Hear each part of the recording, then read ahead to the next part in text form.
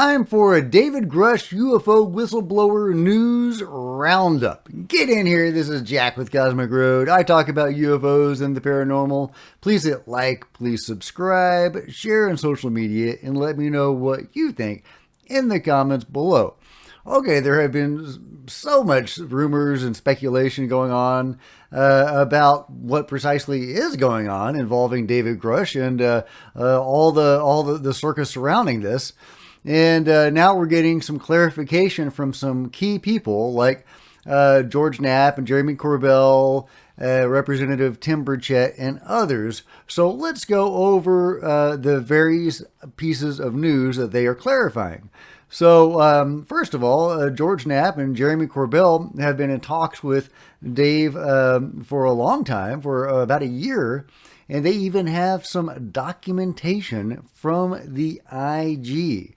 So, and they are revealing this documentation for the first time on their most recent episode of Weaponized. So, let's dig into that. Here goes. In some of the news coverage that's happened so far, but nobody has released the document, so I think we should. Like a readable version, this is the unclassified Inspector General of Intelligence Community official whistleblower complaint that we now know it was deemed both credible and urgent. So this is dated May 25th, 2022. So it had been submitted to the Inspector General's office of the DNI, of the Office of National Intelligence, just about a week or so before we met Dave there, but it had been going on in his life for a lot longer than that. And I know for a fact that this was handed to the office of Avril Haines, who's the head of DNI.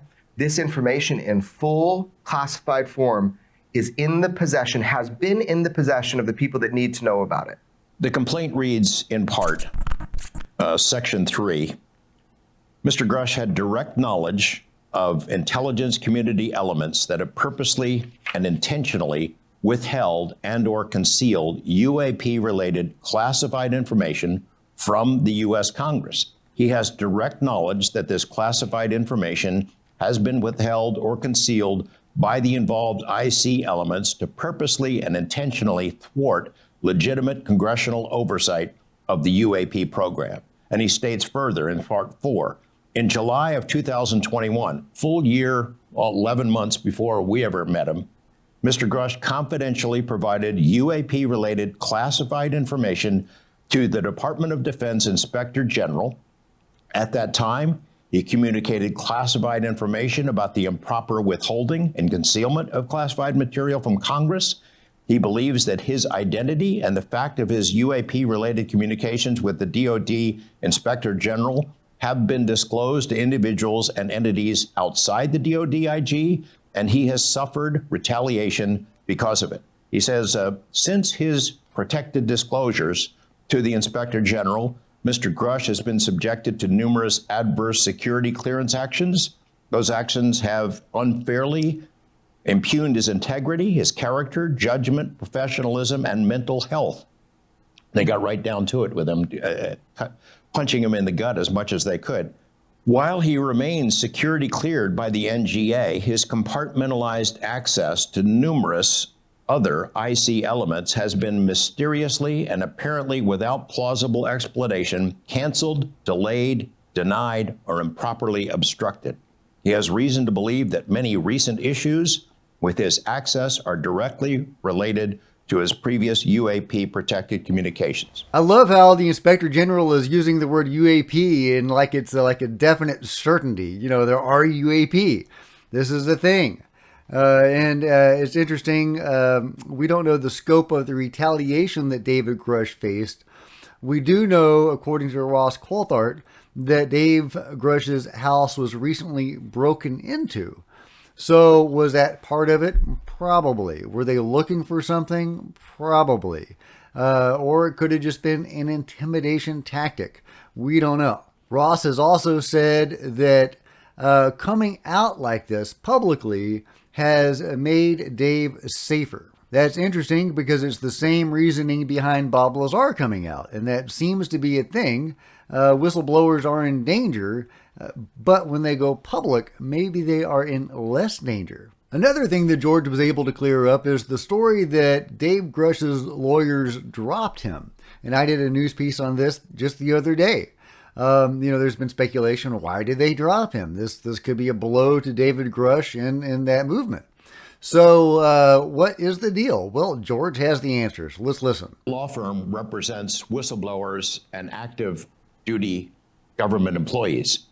Dave is no longer a government employee. He left. And so the firm that would normally represent him has been peeled off. However, to suggest that it's somehow this big split, that they don't believe him, is completely wrong, because the lawyer who represented him all the way through this, the guy who used to be with the IG's office, is still representing him. He's peeled off from the firm and is still sticking with Dave. We're talking about the former Inspector General of Intelligence. Yeah. So what you're telling me and what I'm telling you and what we know to be fact is that this individual is leaving their law firm to privately, because of faith and belief and trust and righteousness, to be right there next to Dave. I can imagine what it's been like the last week for that law firm to be pounded and hounded by media from all over the world. Not only reporters and producers and demands for interviews, but also all the UFO crazies who have been pounding them with criticisms and questions and things of that sort. So I'm sure that representing somebody who is now as high profile as Dave is a headache for them. So they might use the excuse, well, he doesn't work for the government anymore, we're leaving him. But the lawyer who's known him the best, who's worked with him through this whole process, is sticking with him because he knows Dave is a legitimate guy and he's going to have his back, as we will. So that's reassuring. It looks like the lawyer is still with him that was always representing him. And so he may no longer be working with that agency anymore. And they may indeed have dropped Dave because of the circus and they didn't want to be involved in all of that. But the main guy that was working with him is still working with him. So that's good. But what about the House hearing, you say? Well, Representative Tim Burchett has some thoughts on that. Whether or not David Grusch will be at the U.A.P. hearing at the House of Representatives Oversight Committee, and he will chair that meeting apparently. So here is what he had to say about that. First of all, how believable do you find this whistleblower, David Grusch? I find him very believable, ma'am. He's a veteran. He served our country. Doesn't mean a lot in Washington, D.C., apparently, but in East Tennessee, it means a whole heck of a lot about people that served our country. He's decorated. I've known him for some while. We've been in contact for a good while. I've talked to so many other people, ma'am, that are risking their careers, literally, or their reputations. Pilots that have chased these craft that we've seen on video that have no heat signature, that defy our laws of physics. I don't know how much more we can have of this. I really think what we're seeing now is the military machine is realizing there's some dollars out there, and our Pentagon, which loses over $1 billion a year in audits and nobody asks any question, is going to start asking us for more money to study the issue, when in fact, if they just release some of the files that they released to us that are so heavily redacted that they look like a piece of Swiss cheese, I just think we could get to the bottom of this a lot faster. The House Oversight Chairman Comer has said he would ask you to lead the hearing on this. Any word on what that might happen, when that might happen? Well, we're just trying to get confirmed folks here, know that they can come in and testify. That's really the only holdup, ma'am. I'm not, Chairman Comer is very kind to me, and the Speaker McCarthy has also agreed that we could have this hearing, and I'm honored that they'd put me in charge of it, but that's really the only holdup right now, is making sure we get everybody and we get their dates there. I get tired of these. We're over COVID. I'm tired of all these Zoom meetings. I want bodies in chairs. I'm assuming you're going to have David Grusch there to testify, right?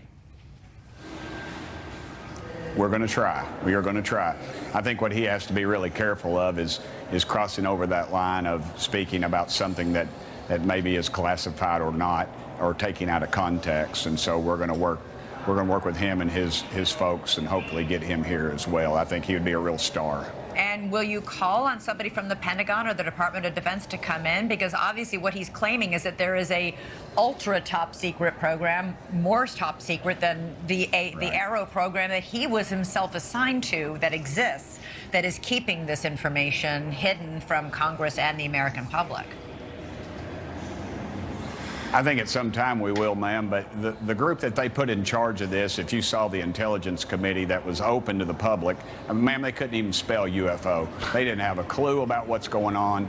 And honestly, we really got hosed on that meeting because they built it up as they always do, and it was absolutely nothing. They could not slow down a 22-second videotape. My little daughter, who will be 16 on Wednesday, she could have stopped that tape, and they couldn't even stop the tape to show allegedly what something was that was filmed with a cell phone inside of a canopy of an airplane. They just pulled something out. And if you look at the Tic Tac videos that are out, 60 Minutes did a big expose on it, and there's been multiple talk shows about it, and it has the actual Navy pilots. We had a Navy pilot that was in the audience but was not allowed to come in because they had to give him press credentials. That's the kind of garbage we're putting up with, ma'am. You know, these congressmen, we're just spoon-fed this little stuff, and as long as we get our big PAC checks, we're happy. And the American public's ticked off, and I'm ticked off. Let's get to the bottom of it. Let's start bringing some real people in there and quit with all the people that are covering it up, asking them to fix the problem. Because, you know, dadgummit, they're not going to. All they're looking for is another check. Representative Tim Burchett, thank you so much. Look forward to those hearings and look forward to hearing back from you again on when those are actually happening. We still don't know when the meeting is going to take place, but it looks like it may be sooner than later, and David Grusch will hopefully be a part of it. Anyway, that's all the news that I've got at the moment, but I will keep you updated as more news comes in, and if you hear it before I do, let me know. And so let me know what you think of all this stuff in the comments below, and if you have enjoyed this video, give me a big thumbs up. I sure would appreciate it. That'd be super awesome. Smash the like button, smash the subscribe button, and the bell to be notified of future videos. You don't want to miss a thing. Join me on social media. There's Facebook and Twitter links below. That'd be super groovy. And if you could share this video on social media, that'd be super cool too. If you want to support the channel, hit the subscribe. You can donate through PayPal. You can also buy one of my books. Links are in the description. I'm a writer, and you know that would help. There's plenty of other videos on the channel to check out. And until next time, this is Jack with Cosmic Road, signing out.